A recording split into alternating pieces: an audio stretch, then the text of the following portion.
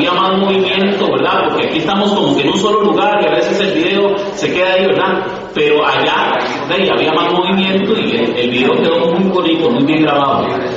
También tengo los temas de sola fe, el canon bíblico, y quedan dos de la Pascua judía, la de Roger Bonillo. Y por ahí también hay un hermano que tiene los cursos pero en MP3, ¿okay? Son alrededor de 6 a 7 temas por disco en MP3. Igual tiene un valor de 1,000 colones, ¿verdad? Y tiene el uno que viene con el tema de la iglesia, el primado de Pedro, el purgatorio, bueno, tiene todo lo que es temas de lo que es doctrina de la iglesia. Y el otro son temas de Eucaristía y Mariología. En el curso 2, ¿verdad? O sea, ahí va a decir apologética 1, apologética 2, no es del curso 2 que estamos llevando, sino que ahí viene lo que es Eucaristía, ¿verdad? Y Mariología. ¿Bien? Ok, ahora sí. Diga.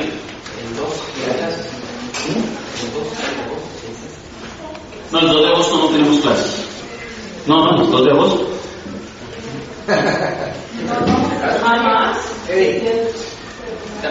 Ok, luego tenemos el retiro del 23 de julio.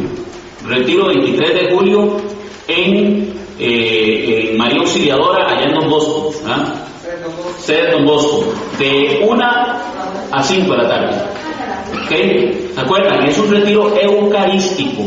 Y en ese retiro, al final vamos a tener misa y como cierre de broche de oro, exposición del Santísimo.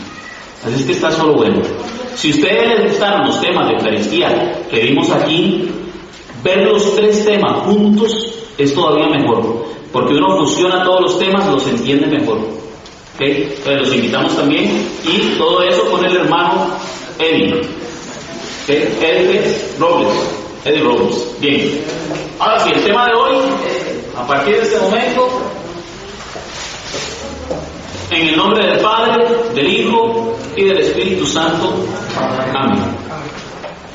Padre Celestial, te damos gracias en nombre de tu Hijo Jesús por regalarnos el don de la amistad, por regalarnos el don de la hermandad, por tenernos aquí reunidos en nombre de tu Santo Espíritu, al cual pedimos que llegue a este lugar, que llegue a nuestra mente, a nuestro corazón, a nuestra alma, a todo nuestro ser. Ven, Espíritu Santo, inúndanos, abre nuestras mentes para aprender, abre nuestra boca para proclamar tu palabra. Ven, Espíritu Santo, y llena nuestros corazones para vivir esa fe que estamos proclamando, Señor.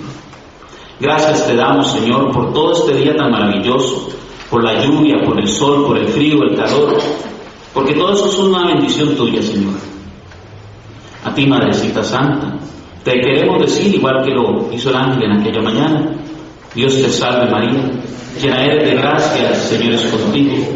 Bendita tú eres entre todas las mujeres, y bendito es el fruto de tu vientre, Jesús. Santa María, Madre de Dios, ruega por nosotros los pecadores, ahora y en la hora de nuestra muerte. Amén.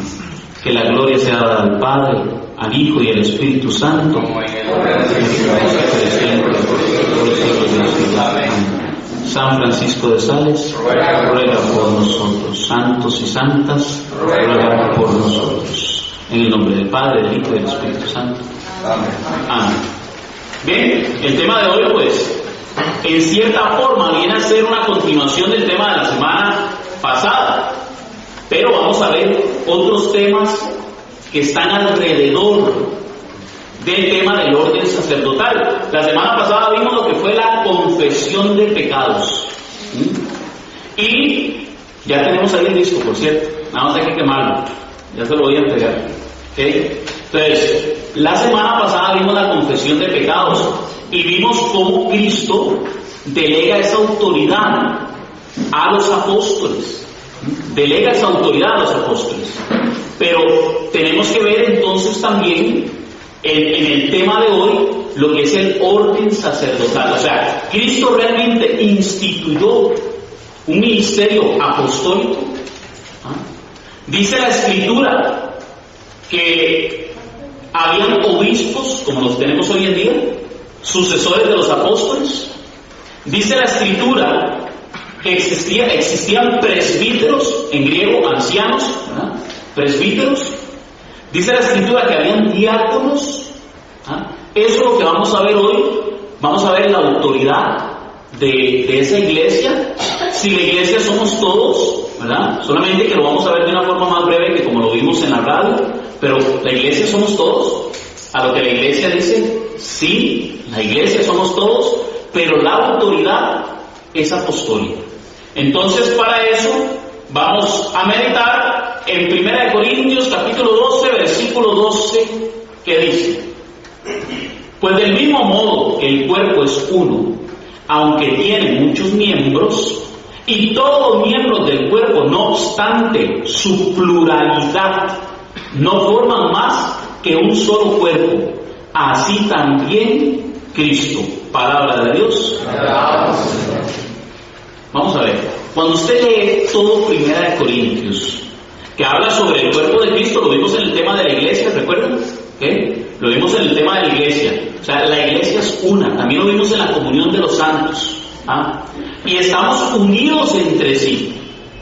Hay una cabeza que es Cristo, y el cuerpo que es su amada, su esposa, la iglesia, según dice Efesios 5:23. Este cuerpo tiene unidad, tiene igualdad entre sus miembros. Claro, todos somos hijos de Dios por igual. El sacerdote, al que le llamamos sacerdote, igual es hijo de Dios, igual es un bautizado, igual es un cristiano. ¿Igual que quién? Igual que el laico. ¿Sí? En igualdad. Todos somos hijos de Dios, todos somos iguales ante los ojos de Dios. Curiosamente, la Escritura dice también que a la hora de juzgarnos, no se nos juzga igual. Al que mucho se le ha dado, mucho se le pedirá. Entonces, también aquellos que tienen ciertos cargos, que cuidado, porque hasta el solo hecho de estar al frente de ustedes, compartiendo la palabra de Dios, ya implica que se me pida cuentas de lo que yo estoy diciendo. Y vean qué peligroso, porque si yo digo mentiras, se me va a pedir cuentas por eso, porque estoy engañando a muchos. Ahora imagínense con mayor razón alguien que tiene un ministerio, alguien que ha sido consagrado para enseñar al pueblo de Dios. Porque yo me puedo equivocar, no tengo los 7, 8 años de estudios que han llevado los sacerdotes en el seminario. Yo me podría equivocar, y perfectamente podría tener que dar cuentas por lo que haya dicho mal. Sin embargo, pues también como responsables que somos, cada vez que vamos a hablar tenemos que informarnos. Por ejemplo, muchos de ustedes tienen este libro que está aquí, que los hemos recomendado montones de veces, Catecismo de la Iglesia Católica, que, si bien es cierto, esto es palabra de Dios, esto es la explicación o la mejor explicación que yo he podido encontrar de la palabra de Dios. ¿Por qué? Porque el Catecismo de la Iglesia Católica, si algo tiene, es que fue hecho de forma bíblica. Tiene mucho respaldo bíblico, y no solo mucho, sino que yo lo he comparado con libros no católicos. Y cuando me he puesto a comparar cuántas citas tiene por hoja, ninguno se compara con el Catecismo de la Iglesia Católica. Solo el Concilio Vaticano II. Casi nada. Entonces, si usted se pone a comparar qué iglesia es más bíblica, pues la Iglesia Católica. Y de aquí, yo me fundamento, me baso para enseñar todo. No es mi opinión. No, lo que yo enseño aquí no es mi opinión. Es la opinión de la Iglesia Católica. Es lo que la Iglesia nos enseña. ¿Okay? Y cuando yo voy a enseñar algo que no he encontrado como doctrina de la Iglesia, pero que también en la libertad de los hijos de Dios podemos expresar, yo siempre lo aclaro, ustedes han visto, esto es doctrina según él, y ahí se da una explicación. A veces son más curiosidades que otra cosa, más que doctrina lo que yo voy a enseñar, fuera de lo que diga la Iglesia. Entonces, nos dice el Catecismo de la Iglesia Católica que todos somos iguales ante los ojos de Dios, iguales en dignidad, iguales como cristianos. En eso estamos de acuerdo. De hecho, si seguimos leyendo, en 1 Corintios 12:27 dice: ustedes son el cuerpo de Cristo y cada uno en su lugar es parte de él. Palabra de Dios. Sí, todos somos miembros de un mismo cuerpo, pero cada parte es diferente. Cada parte tiene un lugar. Una cosa es la mano, otra cosa es el pie. ¿Explico? Una cosa es la oreja, otra cosa es la nariz. Todas tienen funciones diferentes. Y de hecho, cuando usted lee 1 Corintios 12, notará que dice: no puede decirle la cabeza a los pies, no los necesito, porque entonces el cuerpo, por el cerebro, por decirle no los necesito, cae. Y el ojo no puede decirle a la boca no te necesito, porque todos nos necesitamos entre sí, aunque tenemos funciones diferentes. Ahora, hay alguna jerarquía. Dice la Escritura, dice la Biblia, porque eso es lo que nos van a preguntar. Dice la Escritura que hay alguna jerarquía en la palabra de Dios. Bueno, eso lo vamos a ver a continuación, también en 1 Corintios capítulo 12, versículo 28 en adelante. Y dice: en primer lugar están los que Dios hizo apóstoles en la iglesia. En segundo lugar, los profetas. En tercer lugar, los maestros. Después vienen los milagros, luego el don de curaciones, la asistencia material, la administración en la iglesia y los diversos dones de lenguas. Palabra de Dios. Noten que primero los que Dios hizo apóstoles, o sea, primero están los apóstoles. La iglesia es apostólica. ¿Por qué? Porque se rige en primer lugar por los apóstoles. Luego habla de los profetas. Me llama mucho la atención porque profeta en la iglesia católica difieren tanto del profeta de las iglesias no católicas. Usted verá que en la iglesia evangélica el profeta es aquel que predice el futuro como un adivino. De hecho, tengo un amigo que está ya en proceso de conversión y él dice que él era profeta de su iglesia.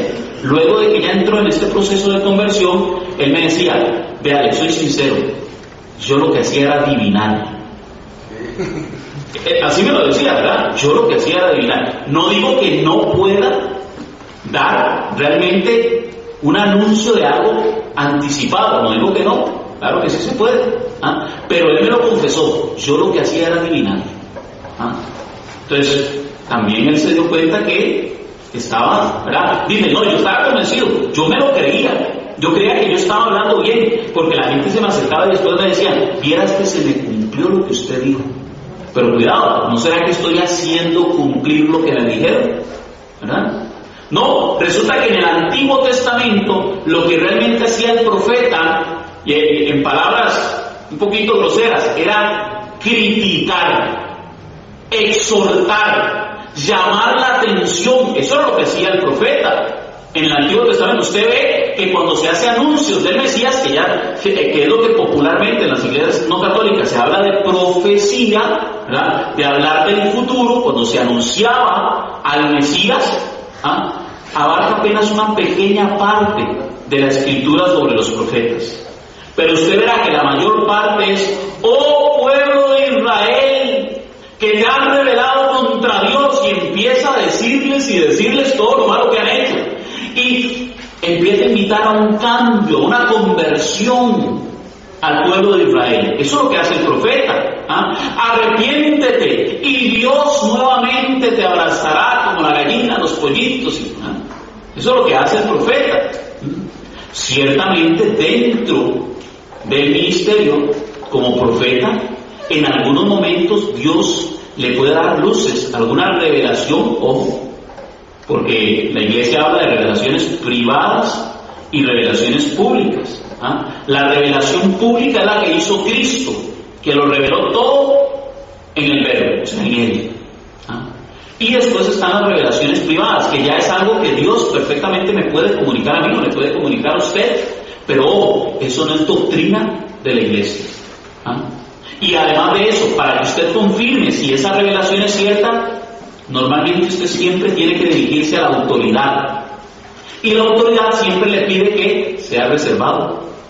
Sea reservado, que se guarde eso porque es para usted, no es para otros. A menos de que entonces sea pública, y ahí sí llega la Virgen y dice, bueno, dile al obispo que hable, que diga esto. Y el obispo, si lo proclama, es porque de verdad se está haciendo una revelación pública. ¿Okay? Ahora, los profetas por excelencia son los presbíteros, los sacerdotes. De hecho, usted ve en la escritura que siempre aparece los apóstoles y profetas, y en otro texto dice los apóstoles y presbíteros, siempre en primer y segundo lugar, apóstoles y presbíteros, apóstoles y profetas. ¿Por qué? Ahora lo vamos a ver algunos textos sobre esto. ¿Por qué? Porque los profetas por excelencia son los presbíteros, que son los que exhortan al pueblo de Dios cuando están en las misas. Son los que llaman la atención del pueblo de Dios. Por eso antes se le llamaba el sermón, ya me voy a sermonear. Porque normalmente el sacerdote lo que hacía era que le jalaba el mecate a la gente, conviértete y cree en el evangelio. Y era una llamada de atención. Hoy en día pues como que nos hemos vuelto un poquito más light, ¿verdad? Como que hoy en día más bien nos motivan, claro, eso es bueno. Hay que ver la parte positiva también. Hoy en día nos están motivando. Sí, levántese, siga adelante. Si se equivocó, deje su pasado atrás, lo que veíamos en el tema anterior, deje su pasado, continúe, levántese, siga adelante, esfuércese. ¿Okay? Hoy en día las homilías son de ese tipo. Por eso se habla hoy en día de homilía. Se llama la atención, pero también se le motiva al aire. ¿Okay?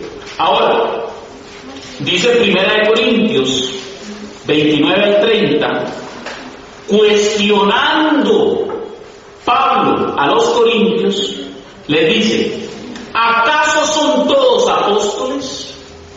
¿Son todos profetas? ¿Son todos maestros?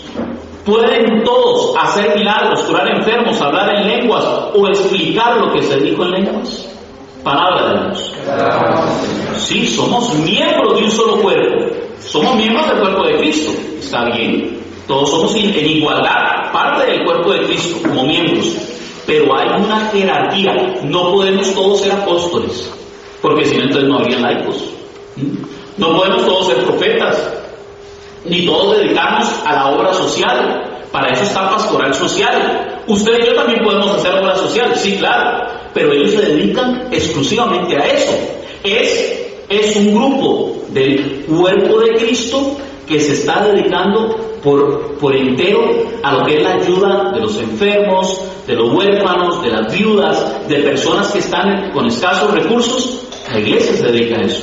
Y hay muchos ministerios en la iglesia que usted puede desempeñar, pero también hay ministerios los cuales, de todas formas, todos los ministerios son llamados. ¿Llamados de quién? Llamados de Cristo.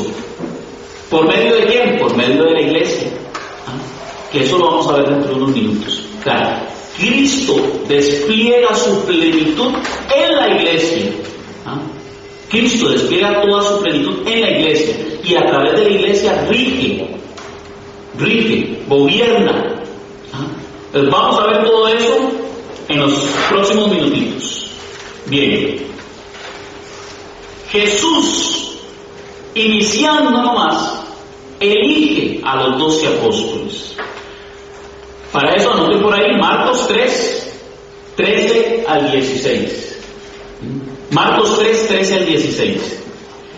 Jesús subió al monte y llamó a los que él quiso, y se reunieron con él.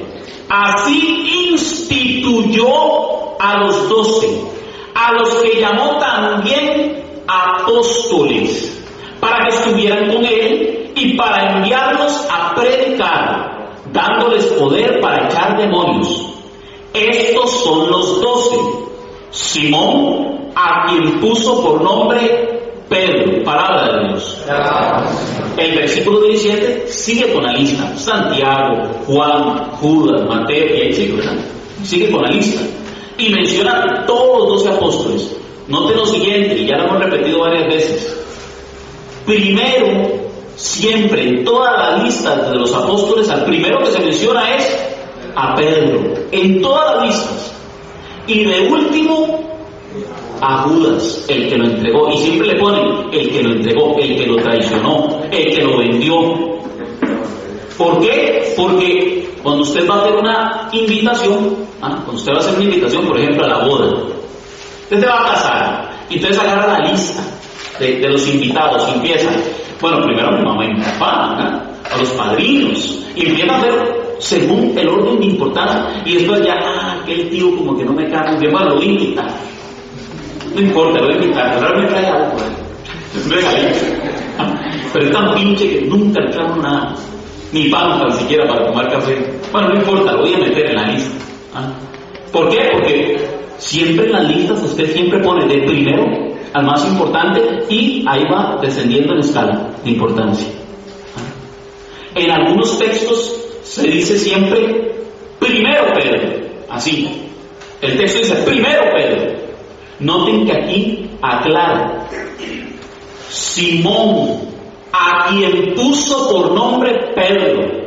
Y habíamos visto en el tema del primado de Pedro que Dios no cambia un nombre solo porque le da la gana, sino porque le tiene una misión. Ya vamos a ver entonces cuál es la misión de Pedro, ¿okay? Pero me llama mucho la atención lo siguiente. Noten que subrayé ahí la palabra instituyó a los 12. Y es que yo tengo la curiosidad, yo siempre digo, no, yo me tengo que asegurar de todas las versiones. Yo tengo un sistema ahí, un sistema en la computadora, ¿verdad?, que me empieza a enseñar las diferentes versiones, cómo se escribe la palabra, cómo está escrito en el griego. Y resulta que noto algo curioso en la Reina Valera. Ellos ponen en lugar de instituyó, ordenó a los 12. Ordenó a los 12. Entonces me fui a buscar un ratito a ver qué significaba la palabra instituyó, y encontré que en el griego se escribe epoiesen, ¿okay? Así se escribe en el griego, pero su significado es ha puesto a los 12, o también puso arriba a los 12, o sea, los puso en la cúpula, en la jerarquía a los 12, o los puso en orden también, y de ahí también se deriva la palabra ordenó, o sea, ordenó a los 12. Está hablando al mismo tiempo de una jerarquía. ¿Por qué? Porque los pone por encima. ¿De quiénes? De todos los cristianos. Primero los apóstoles, dice 1 Corintios 12. Entonces los ordenó. También está hablando de una organización, de un orden, porque donde hay orden está Dios. Donde hay orden está Dios. Dios todo lo hace perfecto. Y Él sabe que si la iglesia no tiene quien la rija, de un pronto a otro vamos a fundar 40,000 iglesias. Porque cada quien va a tener su propia jerarquía. Yo soy el que mando, yo soy el que digo qué se cree y qué no. No me gusta lo que enseña fulanito, yo lo voy a enseñar diferente. ¿Explico? ¿Por qué? Porque no hay una jerarquía, no hay quien mande en esas iglesias. La jerarquía soy yo, dijo Martín Lutero. Quise quitar al Papa e hice 1000 papas más. ¿Por qué? Porque cuando él dijo, sola escritura, yo interpreto la escritura según lo que el Espíritu Santo me revela, y a partir de ese momento se le separó Zwinglio, se le separó Calvino, anabaptistas, y ahí se fueron extendiendo. Y cuando él se dio cuenta, eran cientos las personas que estaban diciendo, ahora yo tengo la autoridad, yo soy el que tengo la verdad según la escritura. Eso lo vimos en el tema de escritura y tradición, o sola escritura también, que lo tenemos ahí. ¿Okay? Entonces, esos temas, es importante que si usted no los llevó, ojalá pueda llevar el disquito. No es por hacerle promoción a los discos, pero es que vale la pena para que usted entienda más el concepto de sola escritura.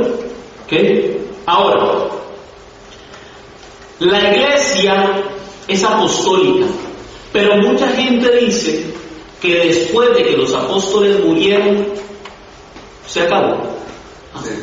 Se finí. Ya no hay iglesia. Simple y sencillamente, hasta que llegó Martín Lutero en 1517, instituyó la reforma, entonces ahí empezó otra vez la iglesia. Error. ¿Por qué? Porque los poderes del infierno no prevalecerán contra la iglesia. La iglesia es eterna, tiene que permanecer. Cristo se asegura de eso. Recuerden que veíamos en una de las características de la iglesia es una santa, católica y apostólica. ¿Okay? Dentro de la característica de la unidad, estuvimos meditando el Evangelio según San Juan, capítulo 17, en donde Cristo dice: no ruego solo por estos. ¿Por quiénes? Estaba con los apóstoles. No ruego solo por estos, sino por los que vendrán por la predicación de estos. Está hablando de todos los que vengan después.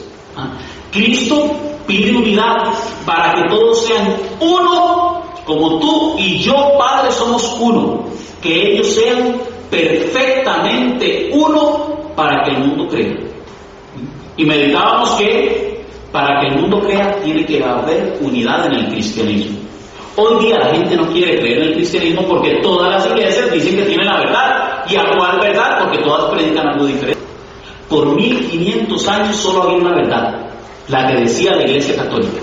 Una vez la Reforma, se perdió la unidad. La unidad persiste en la iglesia, pero esa iglesia fue lesionada. Así lo dice el Concilio Vaticano II. Fue lesionada. Y sí, hubo una gran apostasía. 20 millones de católicos se fueron de la iglesia. Hubo una gran apostasía. ¿Les suena eso, esa palabrita? La gran apostasía del hijo de perdición. Bueno, no estoy diciendo nada, ¿verdad? No estoy diciendo nada. Yo no estoy llamando a Martín Lutero nada como de que anticristo, nada de eso. Yo no lo digo, ¿verdad? Yo no estoy diciendo eso. Pero se dio una gran apostasía después de Martín Lutero. Muchos se separaron. Y a partir de ahí la gente empezó a que, no, yo tengo la verdad, no, yo tengo la verdad. Se rompió la unidad. Y hasta hoy en día en las iglesias evangélicas no se pueden poner de acuerdo. Lo decía en el programa de radio. El único concilio que se ha podido hacer en Latinoamérica, su única declaración fue: el mayor escándalo de las iglesias evangélicas es que no nos podemos poner de acuerdo. Eso es todo. Sin embargo, podemos ver en la iglesia mucha armonía, muchísima armonía. Vemos que tanto el Papa como los obispos y los sacerdotes mantienen una gran unidad, una gran comunión entre ellos. ¿Que hay diferencias? Sí, claro, hay diferencias.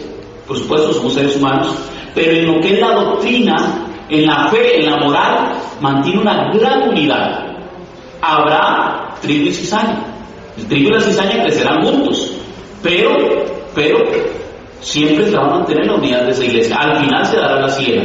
Por ahí empiezan a salir, ya desde ahora se empiezan a escuchar voces de teólogos que quieren enseñar diferente a la iglesia. También teólogos similares a lo que hubo en la Reforma. Se habla de que podría haber un cisma en Alemania. ¿Qué cosa? Alemania. No estoy hablando de Hitler, ¿verdad? Estoy hablando de Martín Lutero. Pero como que de Alemania provienen muchas de ese tipo de herejías, o ese tipo de genocidios, perdón, ¿verdad? ¿Cómo es? Separaciones. Como que Alemania tiene algo, ¿verdad? Y no estoy estigmatizando a los alemanes, que he conocido algunos.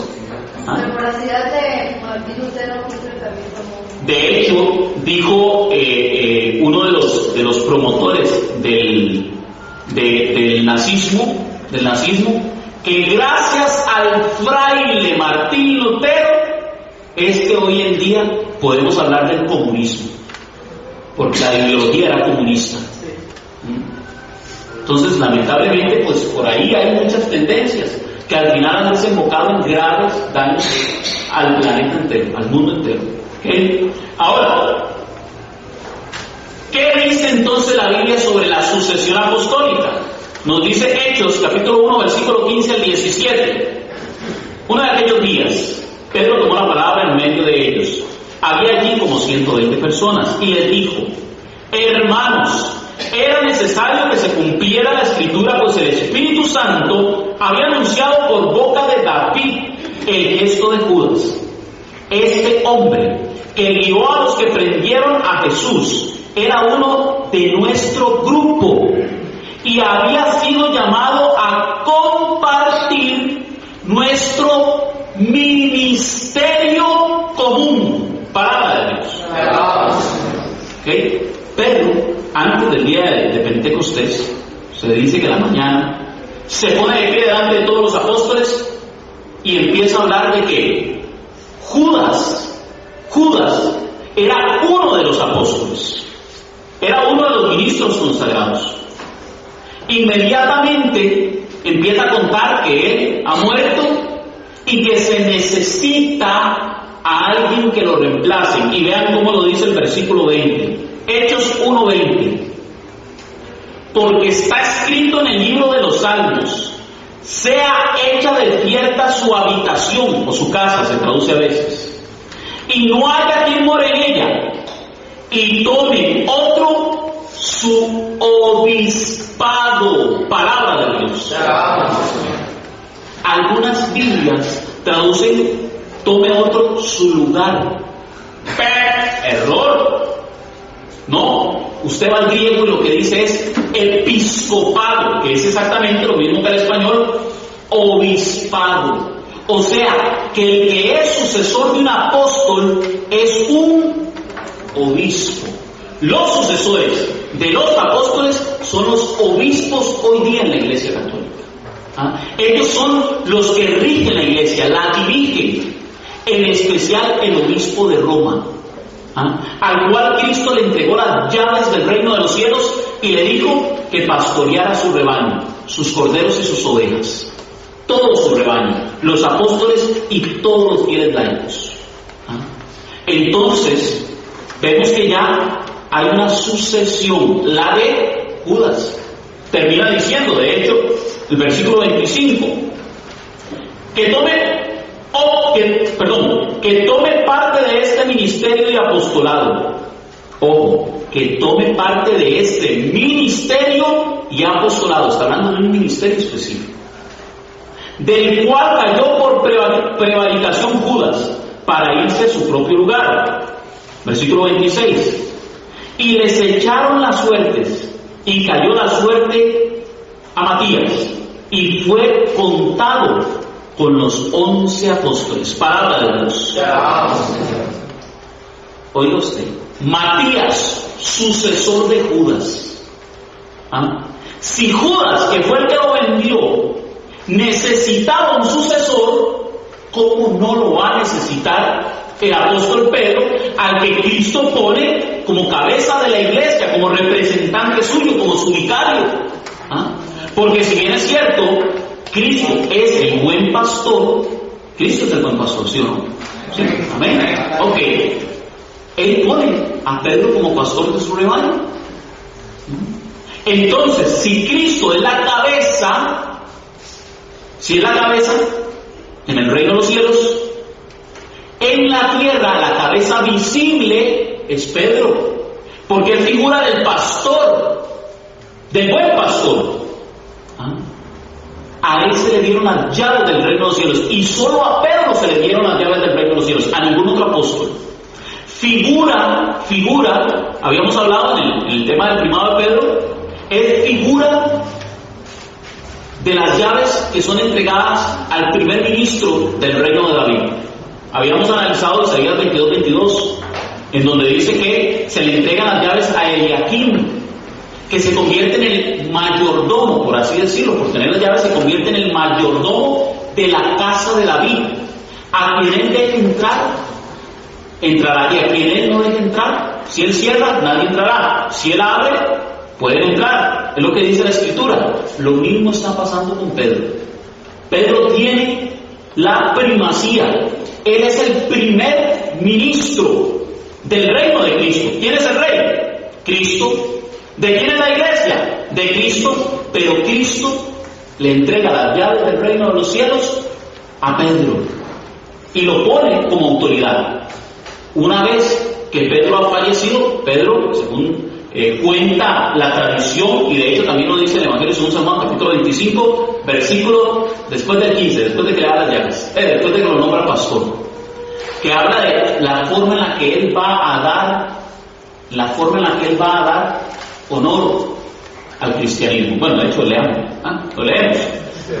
Juan capítulo 21, versículo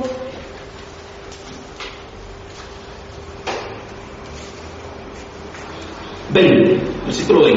Recuerden que en el 15 le habla de ¿me amas? Y él dice, sí Señor, tú sabes que te amo, apacienta mis corderos. Cuando termina eso, dice, Pedro miró atrás y vio que lo seguía el discípulo al que Jesús amaba, el que en la cena se había inclinado sobre su pecho y le había preguntado, Señor, ¿quién es el que te va a entregar? Al verlo, Pedro preguntó a Jesús, ¿y qué va a hacer de este? Jesús le contestó, si yo quiero que permanezca hasta mi vuelta, a ti, ¿qué? Tú sígueme. Por esta razón corrió entre los hermanos el rumor de que aquel discípulo no iba a morir, pero Jesús no dijo que no iba a morir, sino simplemente, si yo quiero que permanezca hasta mi vuelta, ¿a ti qué? No, perdón. El otro capítulo. Era el versículo anterior. ¿El siguiente? No, el anterior era, perdón. Ahora sí. Versículo 18. ¿Qué? Dice así, en verdad, cuando era joven, le dice Jesús a Pedro, en verdad, cuando era joven, tú mismo te ponías el cinturón, tú mismo te ceñías, dice, e ibas a donde querías, pero cuando llegues a viejo, abrirás los brazos y otro te amarrará la cintura y te llevará a donde no quieras. Palabra de Dios. Jesús lo dijo para que Pedro comprendiera en qué forma iba a morir y dar gloria a Dios. Y añadió, sigue. Palabra de Dios. Okay. Dice la tradición que Pedro fue crucificado. Fue crucificado. Entonces dice la Escritura que otro te ceñirá. Cuando era joven tú te ceñías. De hecho, no dice, ahí dice la cintura, pero realmente cuando habla de ceñirse, era tanto la cintura como los pies, las sandalias, se ciñen, ¿verdad? Se amarran, ¿ok? Y entonces, tú extenderás los brazos, figura de que otro va a ser el que le va a ceñir, otro va a ser el que le va a atar. Tú extenderás tus brazos, mientras otro te ceñirá y te llevará a donde no quieras. Y dice la tradición que de esa forma Pedro dio gloria a Dios con su muerte. Pero Pedro, cuando iba a ser crucificado, dice la tradición que él dijo, yo no soy digno de morir como el maestro. Denle vuelta a la cruz. Y entonces voltearon la cruz, lo pusieron de cabeza. ¿Por qué lo ciñeron? ¿Por qué no lo clavaron como? No, porque como lo iban a voltear, el peso iba a caer sobre el cuerpo y se iba a caer de la cruz, no iban a aguantar los clavos. Entonces tuvieron que amarrarlo para que lo sostuviera la cruz y lo voltearon de cabeza, así murió Pedro. Y entonces dicen los hermanos no católicos, cuando ven la silla de Pedro, la silla del Papa, que tiene una cruz invertida, es la cruz del anticristo, la cruz de los satánicos, y no saben que esa es la cruz de Pedro. De hecho hay otra cruz, la cruz de Santiago. Santiago muere en otro tipo de cruz. Por eso los famosos testigos de Jehová dicen que Jesús murió en un palo, porque había otras formas de crucifixión, también se crucificaba en un palo. Entonces algún testigo de Jehová se le ocurrió investigar y encontró que había crucifixiones de palo a un solo poste, y entonces ya dijo que Jesús lo habían crucificado así, porque se hablaba del madero. Pero ellos llegan, eliminan de sus Biblias, la traducción del Nuevo Mundo, eliminan la palabra cruz, que así lo dice, o sea, el texto griego dice cruz, y como en 4 veces se menciona madero, entonces quitaron todas las que decía cruz y pusieron madero de tormento.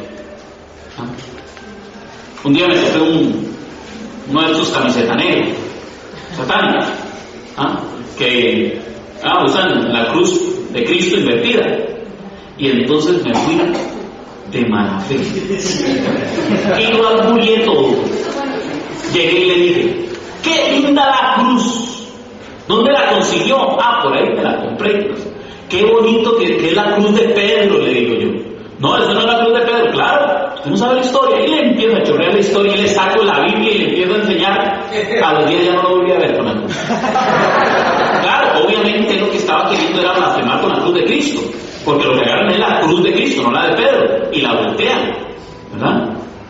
La ponen al revés. Pero entonces yo le doy cuenta al asunto también.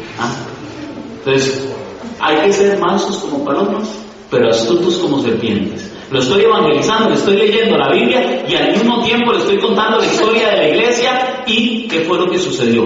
La cruz que aparece en la silla del Papa no es la cruz del anticristo, como dicen los adventistas del séptimo día. No, la cruz que aparece es la cruz de Pedro, que murió de cabeza. ¿Okay? Ustedes verán que en algunas iglesias bizantinas se honra a Santiago con la X, la cruz en X, ¿verdad? ¿Ustedes han visto? O por ejemplo, han visto los franciscanos que usan la tau, porque se dice que sí, Cristo murió en la tau, no en la cruz, en la T, así como tal, sino la T mayúscula, no minúscula. Pero que cuando le pusieron el letrero arriba, porque no se lo podían poner en la cabeza, ¿verdad? Entonces utilizaron otra pieza, otra maderita y luego el letrero. Entonces de ahí es donde viene que se ve la cruz completa, la cruz de T minúscula. Pero realmente Cristo, dice la tradición, muere en la tau, que es figura de Ezequiel 9:6. Vaya, búsquelo, Ezequiel 9:6. Aquellos que serán marcados con la tau en la frente y serán salvados. Símbolo de la cuaresma. Otra cosita para defender. Bien, ahora, la iglesia,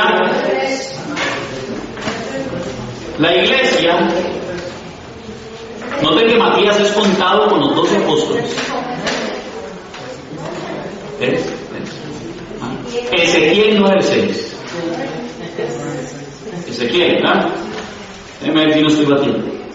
Ezequiel capítulo 9, versículo 6.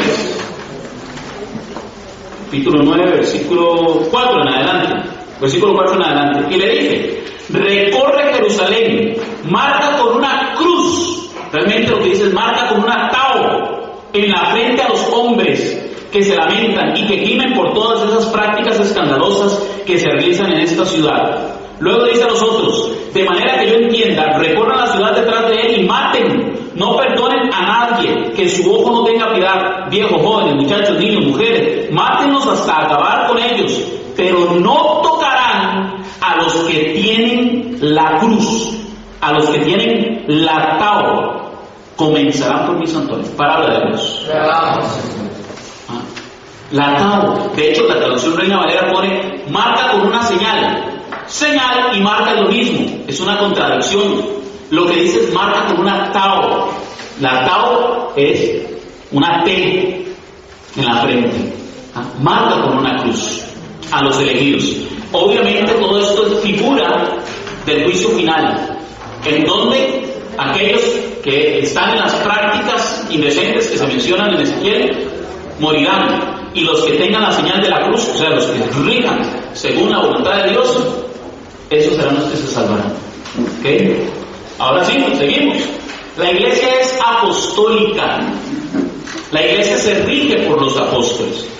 Para eso vamos a meditar el libro de los Hechos, también capítulo 15, en donde Pablo, que es iglesia, junto con los fariseos convertidos al cristianismo, que son iglesia. No, vos no sos.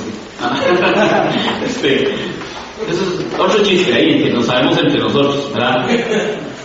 Resulta que ellos, siendo miembros de la iglesia, tienen una discusión con los fariseos convertidos al cristianismo y quieren circuncidar a los gentiles. Entonces, como Pablo no se acredita la autoridad, ¿a dónde se va? Dice el versículo 4, capítulo 15 de los Hechos: llegado a Jerusalén, fueron recibidos por la iglesia y por los apóstoles y presbíteros, y contaron cuanto Dios había hecho juntamente con ellos. Palabra de Dios. Este es el famoso primer concilio que ya vimos en el tema del primado de Pedro. Se dirigen a los apóstoles. ¿Y quién es el que hace la declaración? ¿Quién se pone el pie a declarar? Pedro.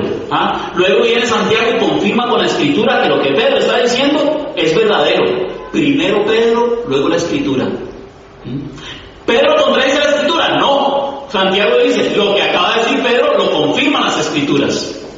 O sea, lo que Pedro dice, ya las escrituras lo tienen, de forma implícita o explícita, pero ya lo tienen.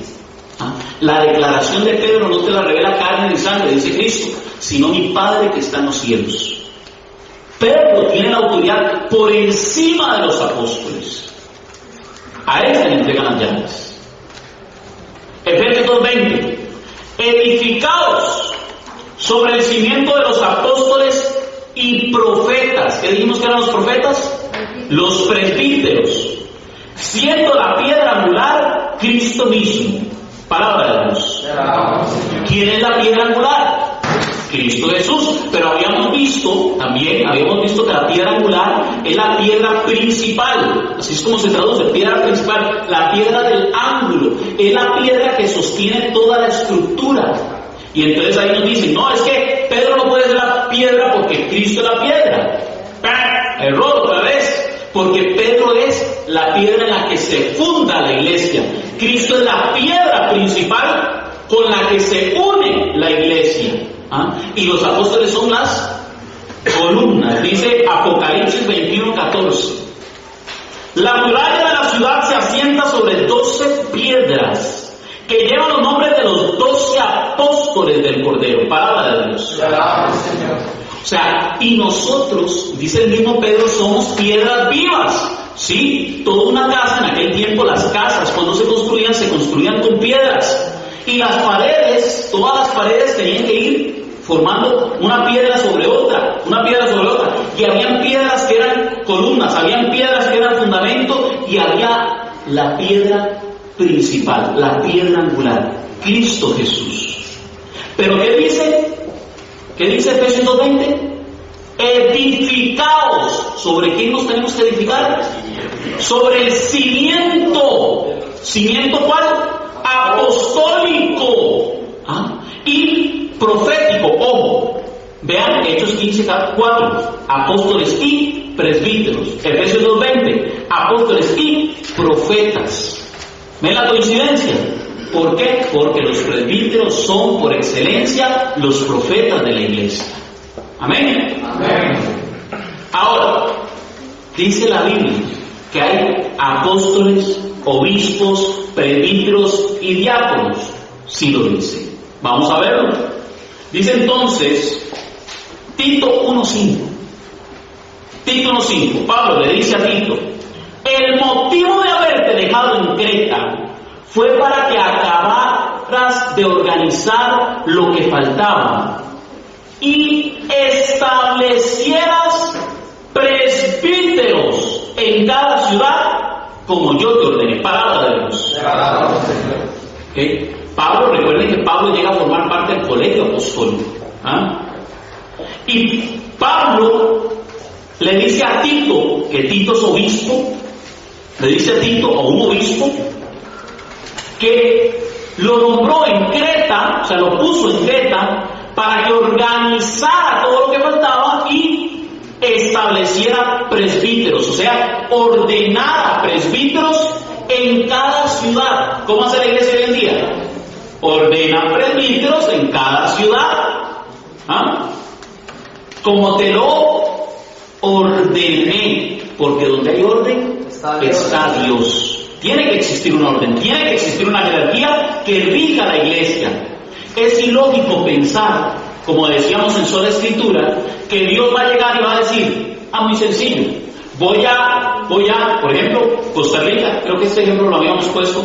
En Costa Rica existe algo que se llama la Constitución Política, ¿verdad? ¿Ok? Entonces, imagínense que los padres fundadores de la República de Costa Rica se les hubiera ocurrido decir que íbamos a dejar la constitución política y íbamos a dejar que los abogados la interpretaran según el espíritu de los defensores de la patria. Imagínese usted el desastre de Costa Rica. Hubiera un desorden total. Cada abogado interpretaría como le diera la gana. Y diría leyes a como quisiera. Ya hubieran aprobado la fecundación in vitro. ¿Me explico? Pero no. La patria, en su sabiduría humana, que es figura de la sabiduría perfecta de Dios, que le entregó esa sabiduría al hombre, dice: no, hay que regir el Estado, ya no es República de Costa Rica, a la República de Costa Rica, por medio de una ley, o sea, por un poder, 3 poderes: poder judicial, poder legislativo y poder ejecutivo. Y resulta que entonces entre esos 3 poderes se ponen de acuerdo y dicen: y ahora hay que crear una institución que declare si algo es cierto o es mentira de entre esas. Y se crea la sala cuarta, que es la que tiene la última palabra. Y si la sala cuarta dice, se hace. Y si no se hace, es desacato. ¿Me equivoco, licenciado? Así es. ¿Ok? Jesucristo no llegó y dijo: mira, aquí les traigo la Biblia, interprétenla según el Espíritu de verdad. Porque 2 Pedro 1:20 dice: la Biblia no es para interpretación personal. No. Él dice: lo que ustedes aten, quedará atado en los cielos, y lo que ustedes desaten, quedará desatado en los cielos. Eso era mencionado en el Antiguo Testamento sobre los rabinos, los maestros, que interpretaban la palabra de Dios según el antiguo orden, el orden sacerdotal del Antiguo Testamento.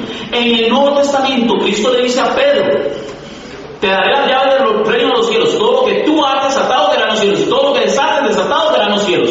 Y en Mateo 18 le dice a los apóstoles: todo lo que ustedes aten atado quedará en los cielos, y todo lo que desaten desatado quedará en los cielos. Amén.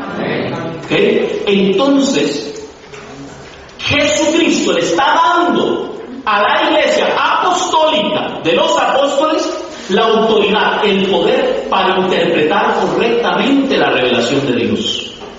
No es que inventa, no, la interpreta, la explica.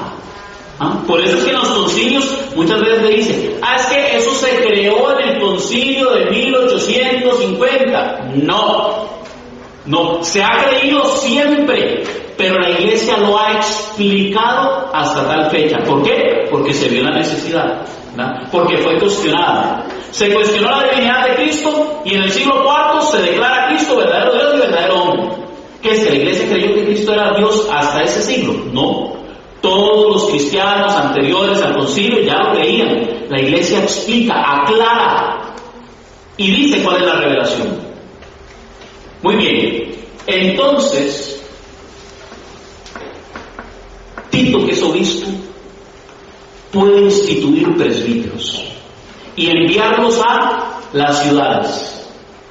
Los ordena. Vamos a ver qué dice a continuación. Tito 1:7.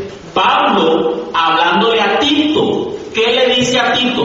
¿Qué le dice a Tito Pablo? Porque el episcopo, obispo, como administrador de Dios, ¿qué es el obispo? El administrador de Dios debe ser irreprochable, no arrogante, no colérico, no bebedor, no violento, no dado a negocios sucios, y luego da otras características positivas también.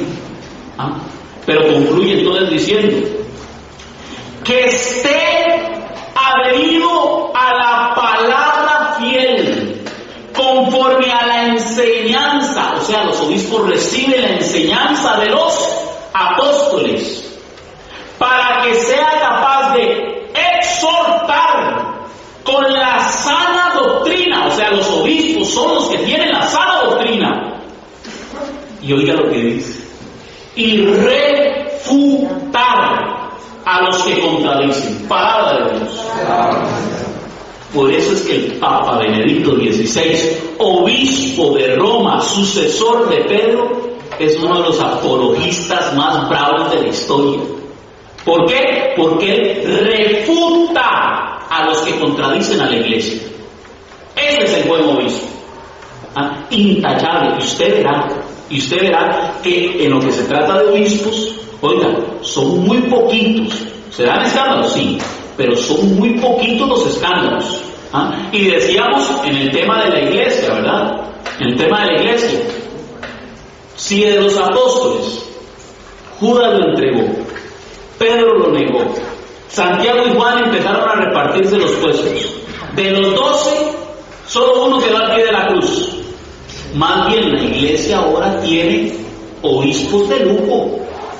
Porque, oiga, su eminencia, el Papa Juan Pablo II, mis respetos, qué testimonio de hombre. El Papa Juan Pablo II, qué testimonio de hombre. Juan Pablo I, qué testimonio de hombre. Pablo VI, Juan XXIII, y siga para atrás, qué testimonio de obispos. Y hoy en día, Monseñor Hugo Barrantes, mil respetos. Monseñor Victorino Girardi. O sea, si hablamos de los obispos de la Iglesia Católica, son muy pocos los que se han visto involucrados en algún escándalo. Y ojo, escándalo involucrado, no probado, porque son muy pocos los probados. Por ejemplo, el que se dio creo que en Uruguay, de un obispo que renunció a su cátedra de obispo y se tiró a la presidencia, ganó la presidencia y luego apareció con 2 chiquitos, ¿verdad?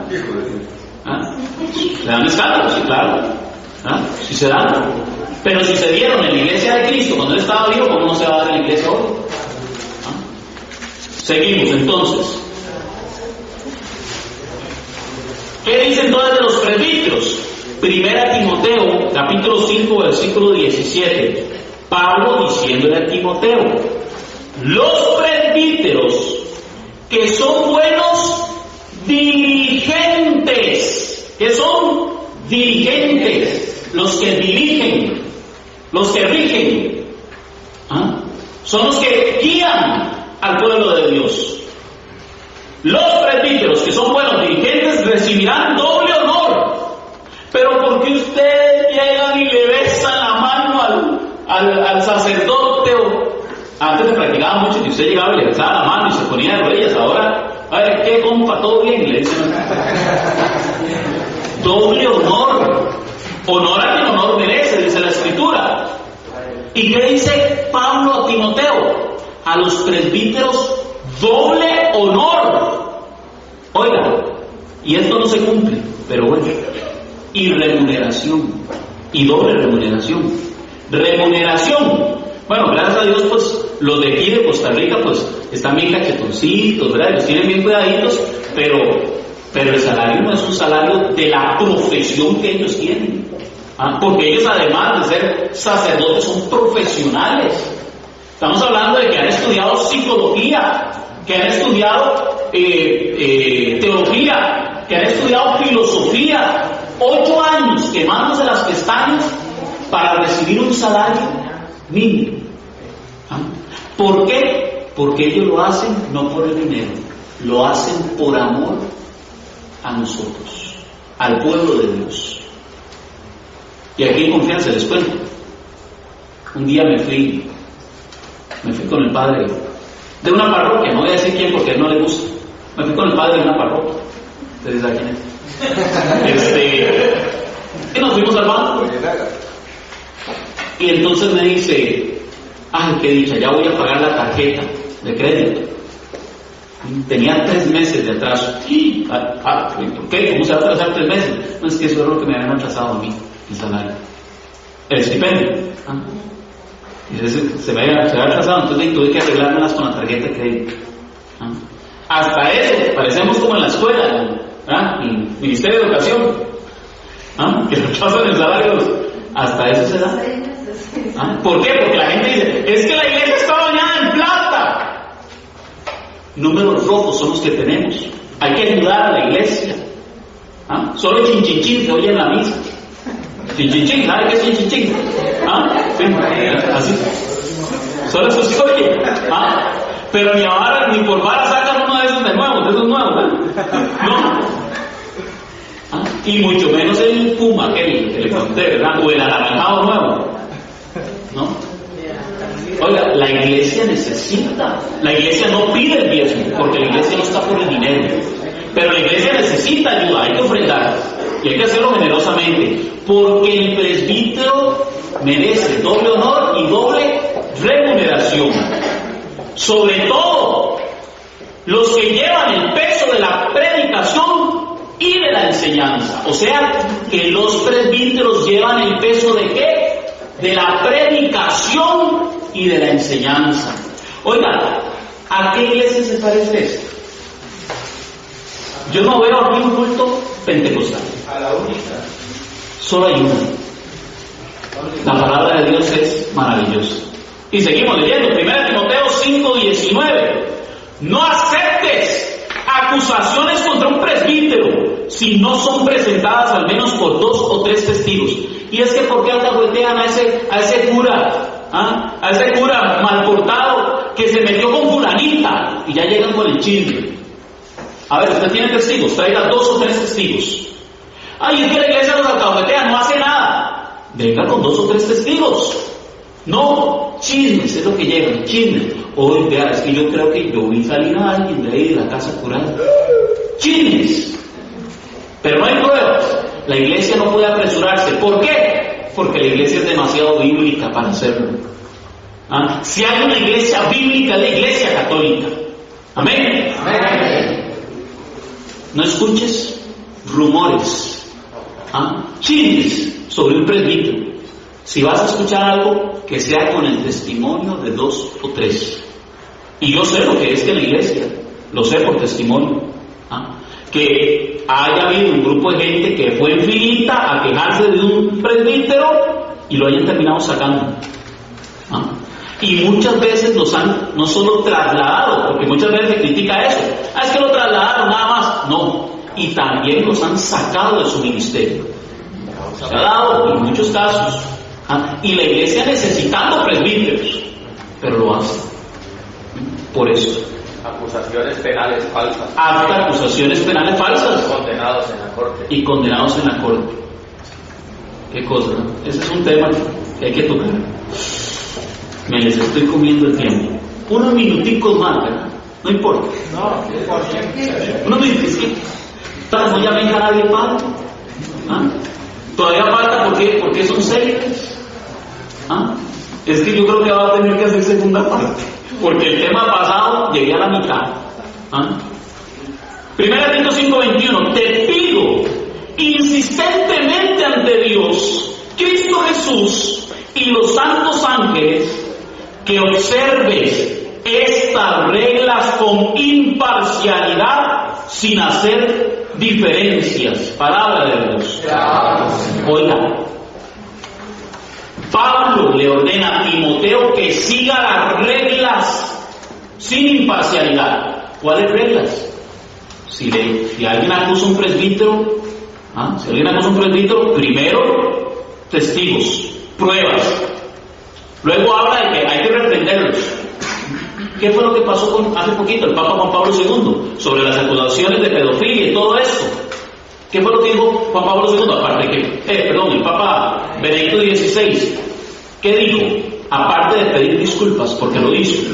El representante de la iglesia pide disculpas por lo que otros hacen. Los hijos de la iglesia. No por lo que hace la iglesia, lo que hacen los hijos de la iglesia, nosotros. Los presbíteros son hijos de la iglesia, sí. Pero ahí no todos somos iguales. Cuando se trata de los sacerdotes, sí tenemos dedos para señalar. Pero ya no hay igualdad con mis pecados. Porque cuidadito, mis pecados son más graves que los que ellos tienen. Pero él pide disculpas. Y luego le llama la atención a quienes. A los obispos. Timoteo, ¿qué es? obispo, y le llama la atención a los obispos que lo que ha sucedido se está faltando a cumplir el derecho canónico, porque si se hubiera cumplido el derecho canónico, la Iglesia no estuviera sufriendo tanto. Porque las acusaciones que estaban acreditando a la Iglesia fue porque algunos obispos no cumplieron con lo que decía el derecho canónico, que era denunciar, que fueran de las autoridades quien rindiera cuentas. Eso era lo que decía el derecho canónico, y no lo cumplieron. Y entonces Benedicto XVI les llama la atención y les dice: tienen que cumplir lo que dice la Iglesia. ¿La Iglesia se equivoca? No. Para eso está estipulado lo que se tiene que hacer. Pero los hombres nos equivocamos, no cumplimos con lo que dice la Iglesia. Ahí sí, podemos equivocarnos.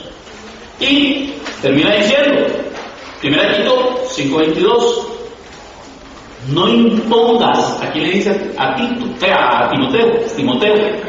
Timoteo, que es obispo, no impongas a nadie las manos a la ligera, de forma presurosa, pues te harías cómplice de los pecados de otro. Palabra de Dios. Por eso es que la Iglesia, muchos critican, es que tantos años en el seminario, es que ¿por qué los empiezan a cuestionar? Porque en el seminario los prueban. En el seminario, oiga, los agarran y son estrictos, y más de uno no aguanta, bota el tapón y jala. ¿Por qué? Porque la Iglesia no se apresura a imponerle las manos a los presbíteros. No. La Iglesia primero los prueba. Ahora lo vamos a ver. Con los diáconos. ¿Qué dice de los diáconos? 1 Timoteo 3:8-9. Los diáconos también han de ser respetables y de una sola palabra, moderados en el uso del vino, que no busquen dinero mal ganado, y que guarden el ministerio de la fe con una conciencia limpia. Versículo 10.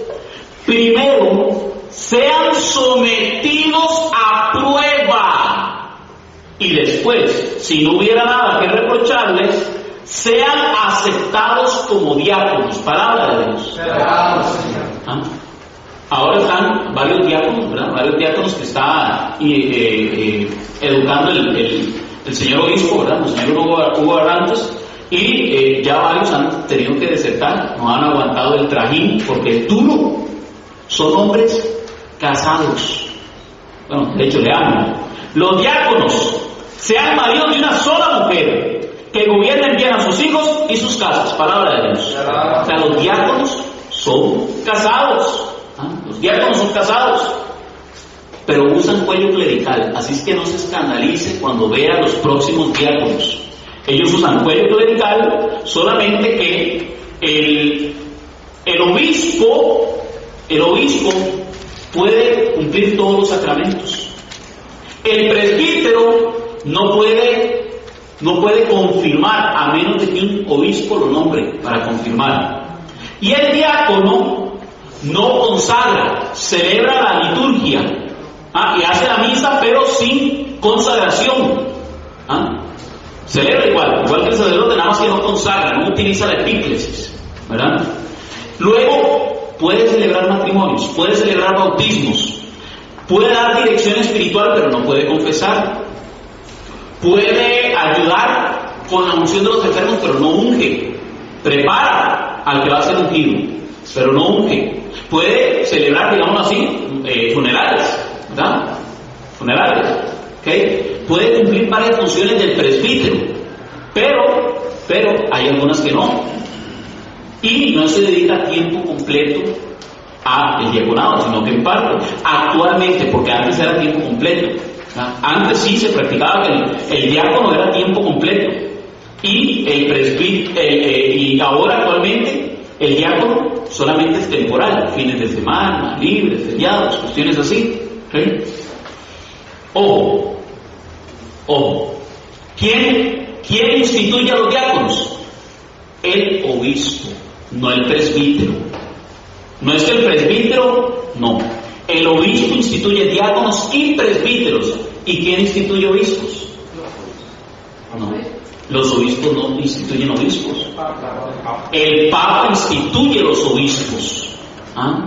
Es el Papa el que instituye, a menos de que haya alguna ¿verdad?, excepción que a veces se ha dado, ¿verdad?, que un obispo y después lo reconoce el Papa. ¿Okay?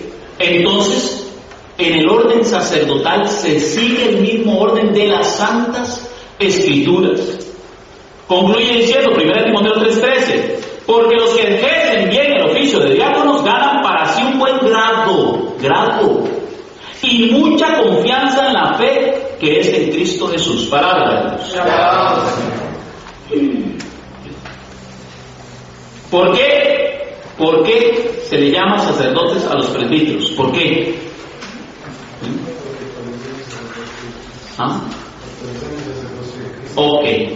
Actualizan el sacerdocio de Cristo. Cristo es el sumo y eterno sacerdote. Los obispos y los presbíteros son figura de Cristo porque actualizan el sacrificio de Cristo. Esto es mi cuerpo del sacerdote, no de Cristo. Actualizan las palabras de Cristo in persona Christi. Ahorita lo vamos a ver. In persona Christi. O sea, ellos actúan según el lugar de Cristo. Por eso el que bautiza no es el sacerdote. El que bautiza es Cristo. Yo te bautizo. ¿Quién? ¿El sacerdote? No, Cristo. Porque quien a ustedes oye, a mí me oye. El que oye un sacerdote oye a Cristo. El que oye un sucesor de los apóstoles oye a Cristo. ¿Ah? Quien a ustedes escucha, a mí me escucha. Quien a ustedes obedece, a mí me está obedeciendo. ¿Quién es el que bautiza? Cristo.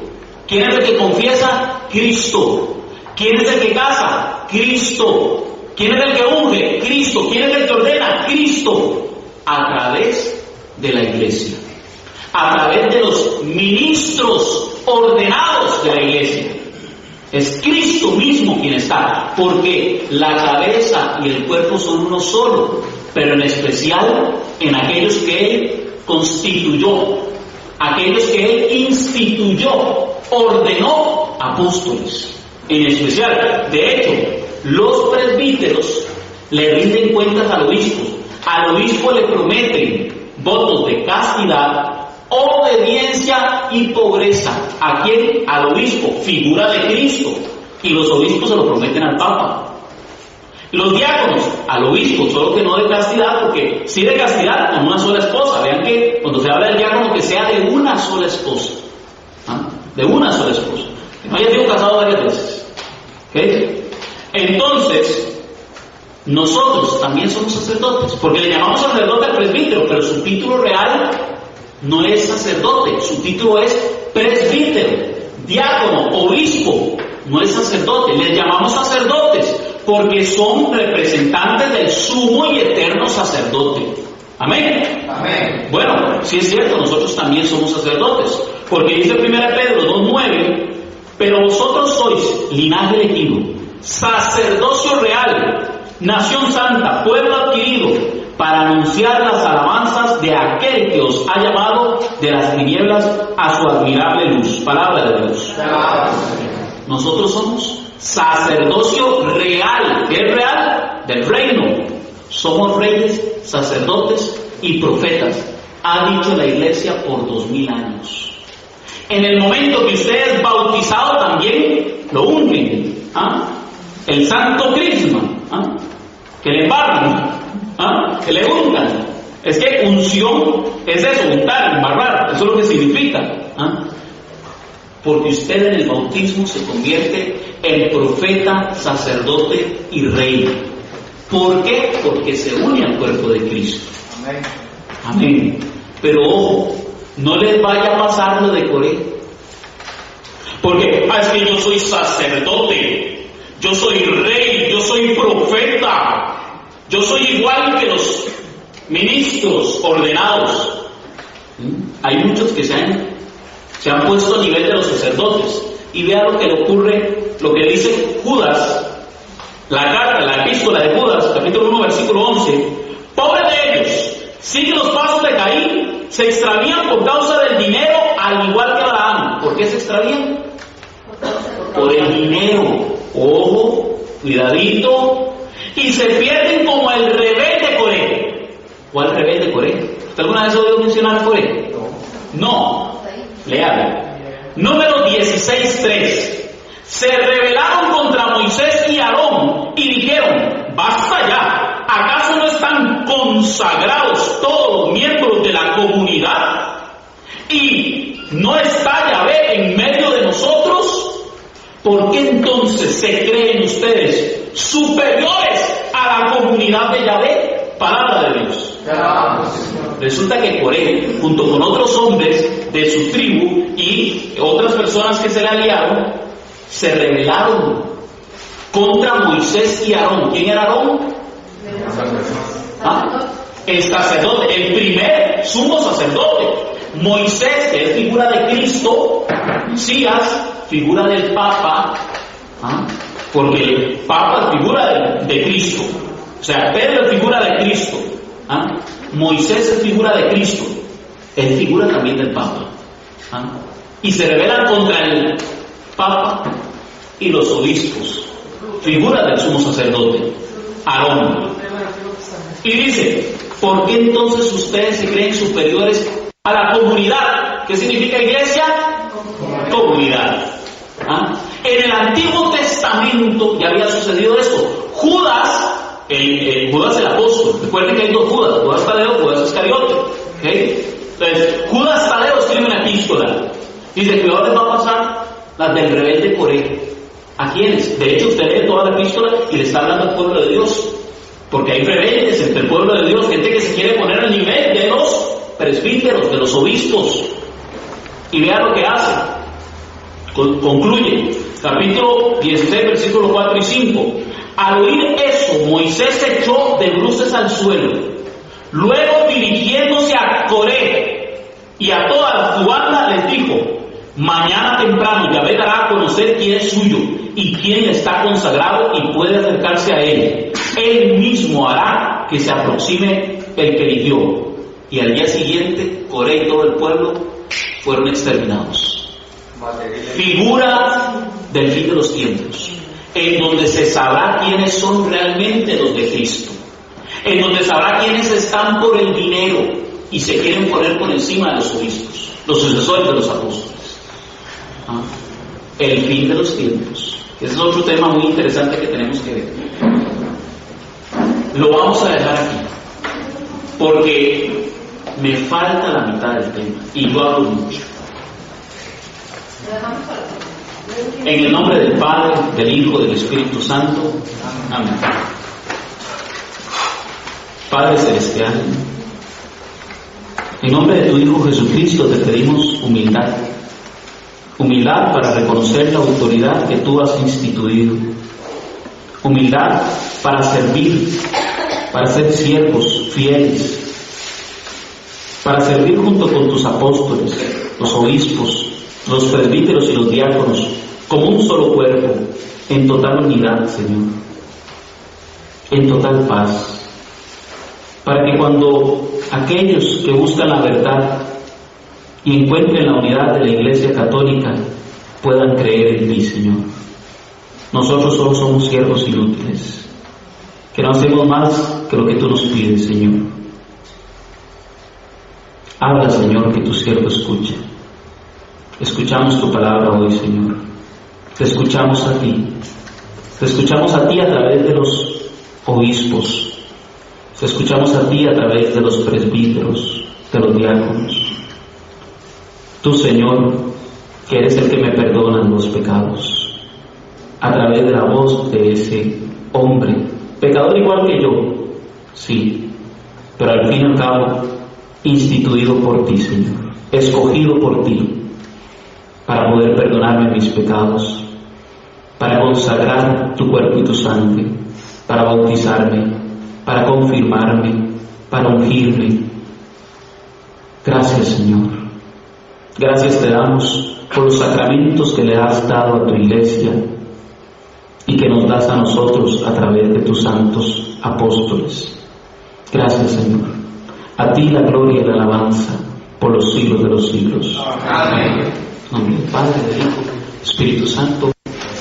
Santa María, ruega por nosotros. Para mayor información, puedes llamar al teléfono 2524-5252 o visitarnos en nuestras páginas en internet www.conociendolaverdad.org o en Facebook defiendetufe.cr. Escúchanos en Radio Fides 93.1 FM en el programa Defiende tu Fe, todos los miércoles a las 8:30 de la noche. Defiende tu fe, oh, defiende tu fe.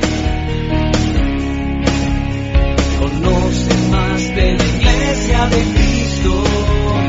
Defiende tu fe, oh, defiende tu fe. Ella es madre y maestra. Defiende tu fe.